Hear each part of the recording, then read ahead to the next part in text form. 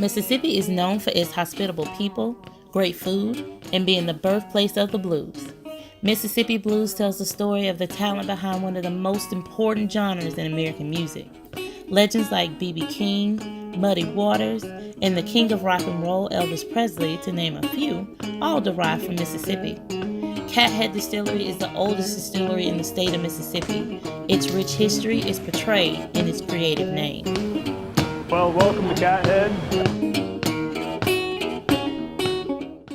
Cathead's a term of endearment. It started in Mississippi along with blues music, and blues artists first coined the term Cathead as a sign of respect towards one another. So when we started Cathead Distillery, we wanted something that was very meaningful to the state's history and arts and culture. The name Cathead refers to some of the deep culture in the Delta, Mississippi Delta.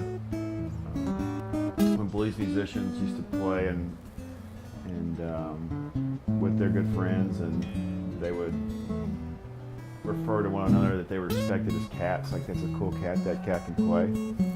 That's kind of where the term "it's a cool cat" came from, and they started creating folk art based off that term, creating cat heads, molding and sculpting using Yazoo clay and Delta clay to create this folk art head that resembled cat head, and the logo we used and chose for the vodka itself is actually a rendition of that piece of folk art from the Mississippi Delta.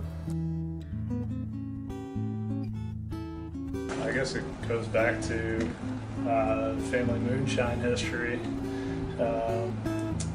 Grandfather was making wine as a hobby, and that just always kind of spiked my interest, and I had a lot of friends and mentors in the business growing up, so I was always around it in one angle or another, but the manufacturing side of the business was always the element that was most interested in me. It was just learning how production happens. So Cathead, as an idea, started with Austin and myself one late night in the Delta. We were at a blues festival, and we both love blues music, so naturally that's kind of where the idea spawned from. And we started our distillery in 2010. A lot of reasons. It was part of our plan from the day one. We always wanted to get downtown. I'm born and raised in Jackson, and I love downtown, and I think it's moving in the right direction. The reason we started in Madison, because our only customer when we first started was the state of Mississippi. So we would ship our product to the warehouse in Gluckstadt, which is in Madison, and they would distribute throughout the state, and they still do that. And so it was more of a logistics thing to start and operate in Madison. Once we had the ability to control our logistics a little bit better, and we needed a whole lot more space, and we wanted to create more of a storefront type of atmosphere. We began finding a spot downtown, and this building was perfect since the day we walked into it. And it took us about 2.5 years to get the building up to speed and get everything ready for us to move in, and we moved in December of 2015. We put Support Live Music on the front label of our vodka. Now we do own and market multiple brands. We have Cathead Vodka. We have 2 flavors on the Cathead, honeysuckle and pecan. We also make a gin called Bristow Gin. And then we also have a Hoodoo Chicory liqueur. So universally as beliefs, I guess it's more about being part of the community. But for the Cathead brand specifically, we put Support Live Music on the front label because we want to never forget where the idea started and how important it is to support live music in your local community.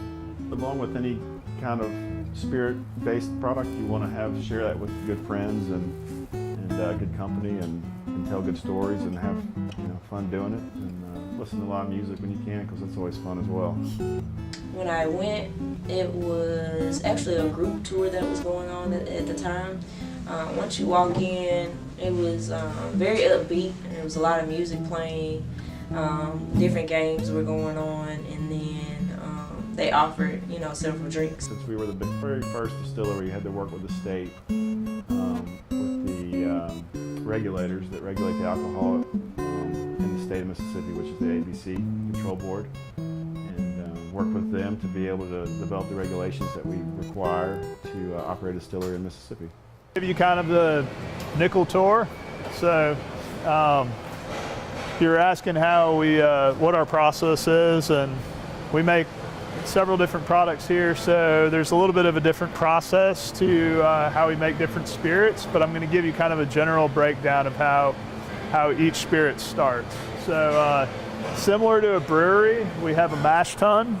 So for our vodka, for instance, what we're doing here is we're making a corn mash, and then once we heat it up, we're going to transfer it over here to a fermentation tank, and then we're going to pitch yeast there and a couple other nutrients and things like that to help accelerate the fermentation. But what we're going to get there is kind of like a high gravity beer, so it's going to be about 7 to 10% ABV. And then really the distillation aspect is in front of these 5 fermenters, and that's this big still right here, which we're actually doing a gin run today. Here though is this is where that low line or that fermented high gravity beer is being concentrated. So the ethanol is essentially being extracted from that mash or that fermentation, and it's being concentrated. It's being heated up, so alcohol gets condensed at a faster boiling rate than water does, so the alcohol vaporizes, travels up this column, and then comes back down the condenser here. And what's going on there is we're converting the alcohol vapors back into a liquid form. So that's why this is kind of cold when it's fermented. Next, I'll take you back to the bottling line. Bristol Gin is produced using Cathead vodka as a base. They macerate 10 different botanicals for 2 weeks until the flavor profile has been reached, afterward they redistill the gin. They slowly lower the overall proof to 94 and age the gin in stainless steel for 3 weeks prior to bottling. So we bottle 5 days a week here at Cathead. This is our kind of semi-automated bottling line. So it all kind of starts down there with a finished distillate. We have a gravity 5-spout filler, then moves over to the capping machine and gets put on the labeling line. And put in the box, and we're ready to ship. We do about 2 to 3 pallets a day over here. This is our finished goods room back here.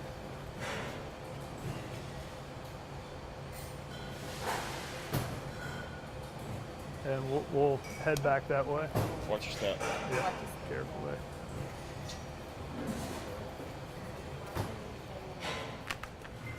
Well, one thing we really haven't talked about yet is bourbon. There's an aging requirement for bourbon, and mainly our preference of how long we want to age our bourbon. So we haven't released our bourbon yet. We're potentially looking at a fall release this year. So you see a lot of barrels out front by the still.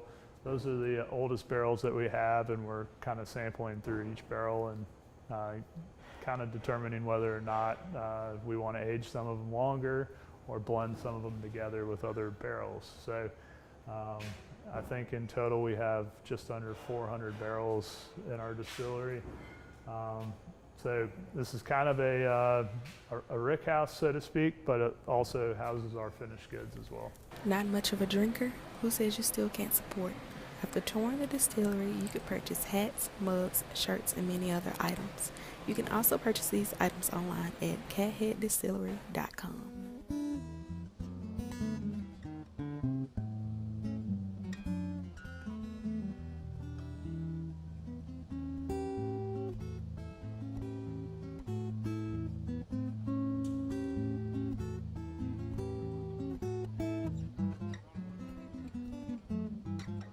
I actually didn't drink any of the beers, but I drank the different types of vodka. Like they had the standard one, and then I also tasted the Voodoo, which was actually pretty good as well. It was a mixture of different things. It was almost like a sweet but almost kind of spicy taste. but it was really good.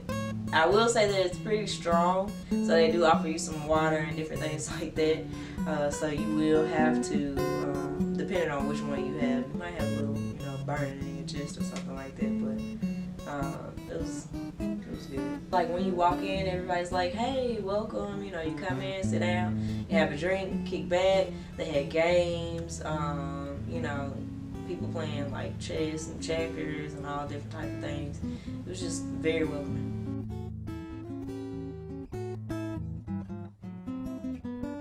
So Kit is my daughter and Austin's daughter is Emma.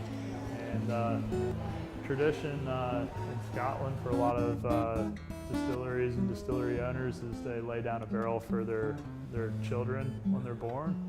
So we thought that was really cool. So my daughter was born close to 3 years ago. So this was the first barrel we laid down for my daughter Kit. And Austin just laid this barrel down last year for his daughter Emma. And my wife and I just had another daughter this year. So we're about to lay down another barrel. So lots of fun there. And they'll get those, somewhere down the road, maybe 21 plus. I think there's probably a maturity level of a brand that requires or you get into advertising. I don't see that in our near future because I don't think that we're quite a mature enough brand to get into the mass market communication.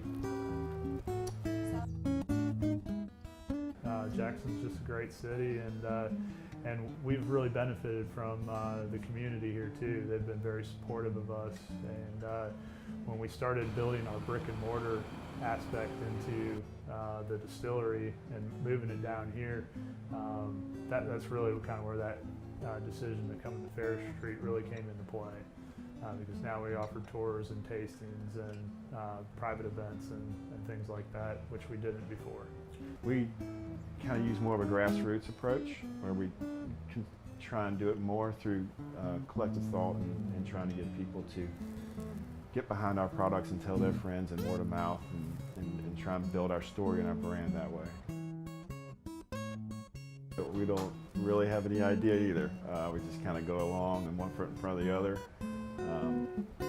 The 7 or 8 years that we've been in business, we've been fortunate enough to have a really great customer base and supporters along the way that have helped us be able to do what we like to do, which is make the products for Mississippi and everywhere else. Give me beefsteak when I'm hungry, whiskey when I'm dry, pretty women when I'm living, and heaven when I die.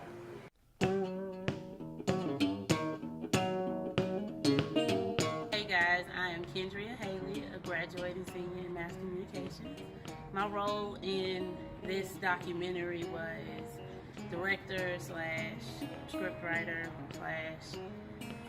/ everybody's parent, and pretty much, whatever needed to be done, I was, here to assist. My name is Karen Sims. I'm a senior mass communications major, and I serve as the assistant director. I pretty much conducted the whole interview at Cathead Distillery and just made sure everything went smoothly as possible.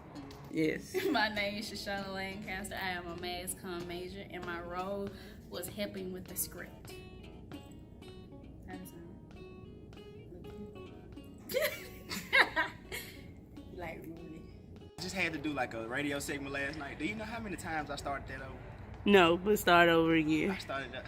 Okay. Why you still recording? 1, This is a 2, super- 3. Go. Alright. I am Randall Williams, senior mass communications major. In this project, I was the cameraman, the editor, and in this project, I had a lot of fun filming this project. It was one of my better productions, but also challenging, very challenging. Hey, my name is Jalen Young. I am a senior. My major is mass communication, media design, and production. And my role with this project was basically behind the scenes, making sure we have stuff that the main cameraman didn't have, or if I needed to go out and do something, I was just a designated person.